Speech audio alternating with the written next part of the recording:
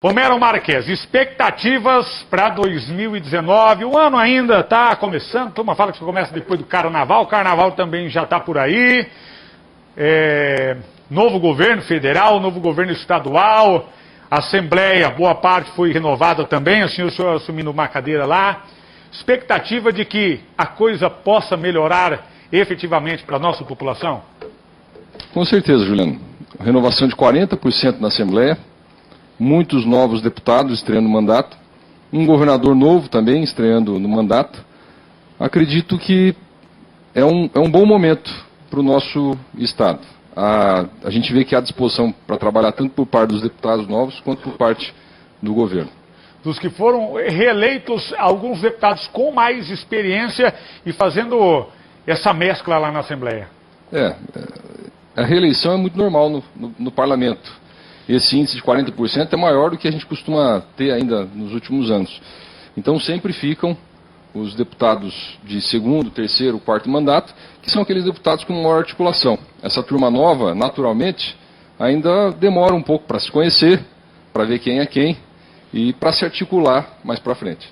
Ô deputado, no começo agora do ano, ou começo aí desse novo governo do Ratinho Júnior, a gente recebeu aquela notícia em que muitos receberam a notícia assim, mas espera aí, o governador já assumiu, agora começou a cortar verba, cortar investimento para todo lado.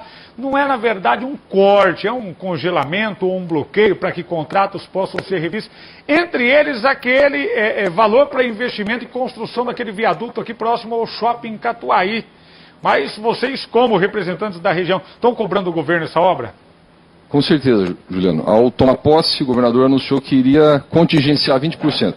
Disse que iria reservar 20%, não iria gastar, como estava programado, para ver como a arrecadação ia se comportar. A gente tem que ficar bastante de olho nisso, porque isso afeta todas as regiões do Estado, mas afeta principalmente a nossa. Você falou bem a questão do viaduto do Shopping Catuaí, mas tem o viaduto do distrito de Iguatemi. Nós temos o problema envolvendo a Universidade Estadual de Maringá, o hospital universitário, que depende de recursos. Esses recursos estão todos contingenciados. O que cabe aos deputados da nossa região? Estar sempre de olho, conversando com o secretário de Fazenda, para que esses recursos sejam liberados o mais rápido possível. O deputado, o senhor como vereador aqui em Maringá, ou quando vereador aqui em Maringá, muitos dizem que o senhor incomodou bastante, né?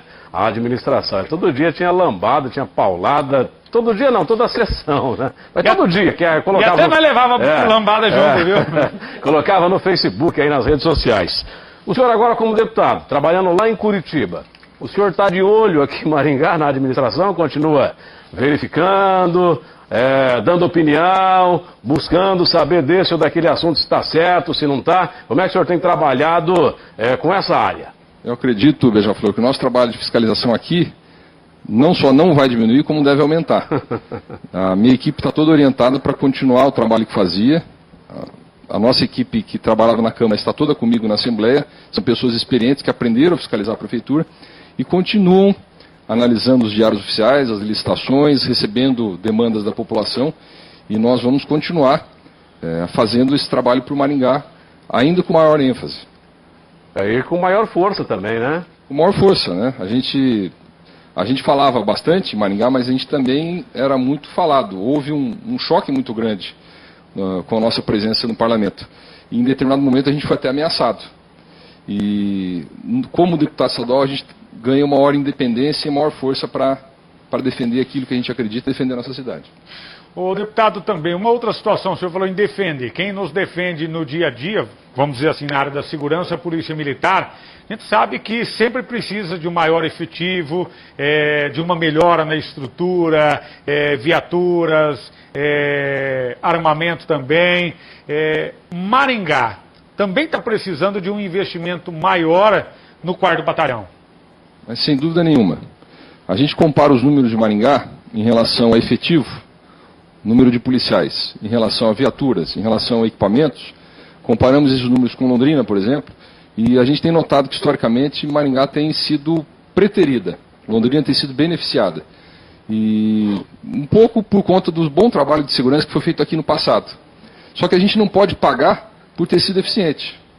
Nós precisamos manter aqui na cidade as condições de segurança que nós conquistamos. E para isso a gente merece do governo do Estado que eles mandem para cá um número maior de policiais, e mandem para cá um número maior de viaturas, e tratem a nossa cidade com o valor que ela merece. Com o respeito, né, que Maringá merece. Surgiu uma pergunta aqui, ô Marquese, acredito que deva ser de alguém que siga o senhor nas redes sociais. Até porque, num primeiro momento, falei, acho que não tem nada a ver. Pergunta para o Marquese sobre o que ele acha da proposta da reforma da Previdência. Ele tem uma opinião a respeito desse assunto. Que opinião que é?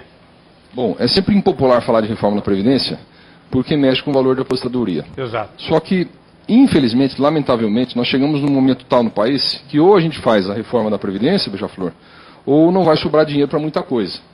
A expectativa de vida da população aumentou ao longo dos anos. Isso não aconteceu só no Brasil, aconteceu no mundo inteiro. Vários países do mundo já reformaram a sua Previdência. E nós precisamos também fazer o nosso dever de casa, né? Agora, é preciso garantir que a reforma que está sendo votada no Congresso atinja principalmente os privilegiados. Aqueles que recebem demais em detrimento das pessoas mais pobres que recebem de menos. Isso que é preciso agora que os nossos deputados federais e nossos senadores tenham em mente. Porque nós temos alguns benefícios injustificados no país. Nós temos, por exemplo, altos servidores públicos se aposentando com 20, 25, 30 mil reais. Isso não faz mais qualquer sentido. Essa reforma acaba com isso daqui para frente. Na minha opinião, devia acabar desde logo.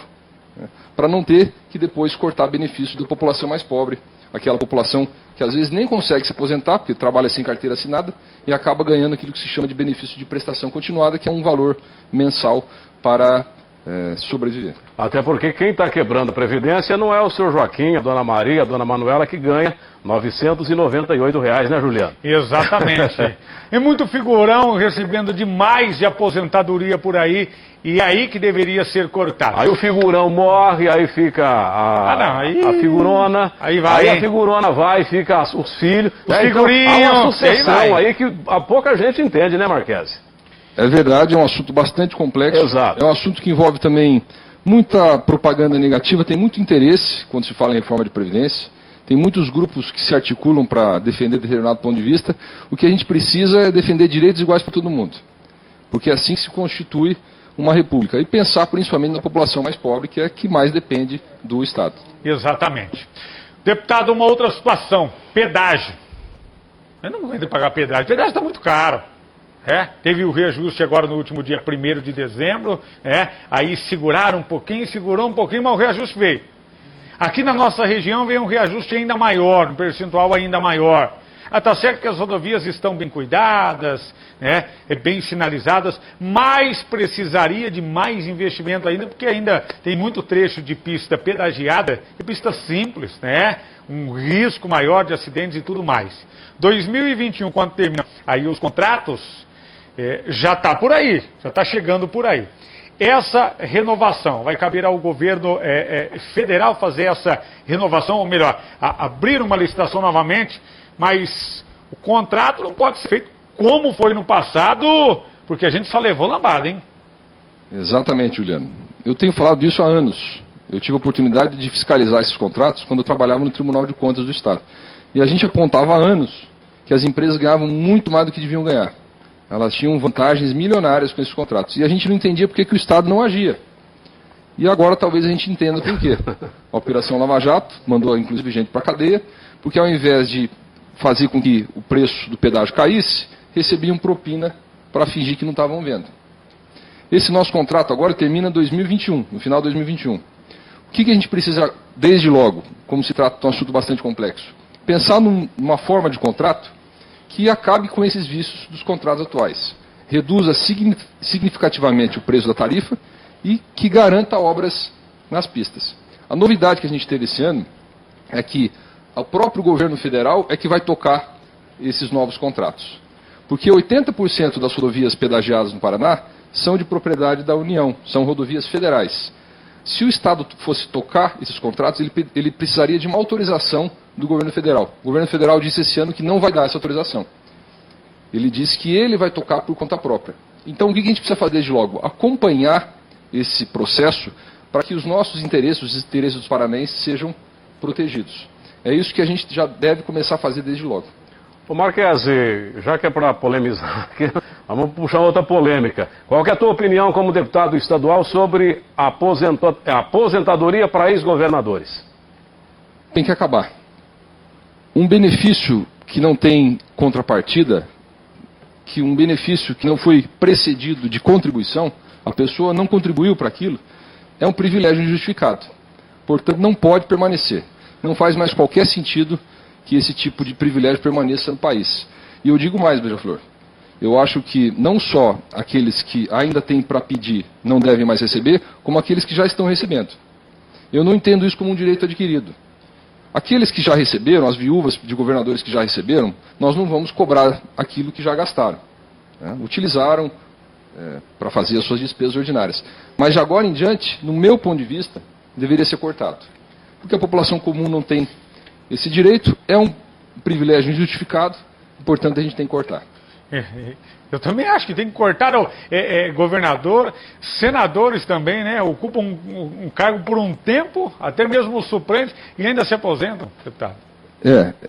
No Congresso Nacional especialmente, né? Os parlamentares mais antigos ainda têm direito a uns benefícios que os outros políticos do país não têm. Também precisa atingir na carne. Você não pode defender uma reforma da Previdência sem dar o exemplo antes. Porque daí você é incoerente. E a população descobre, se sente enganada e tira o apoio de uma medida que precisa ser apoiada, sob pena do Brasil perder muito com isso.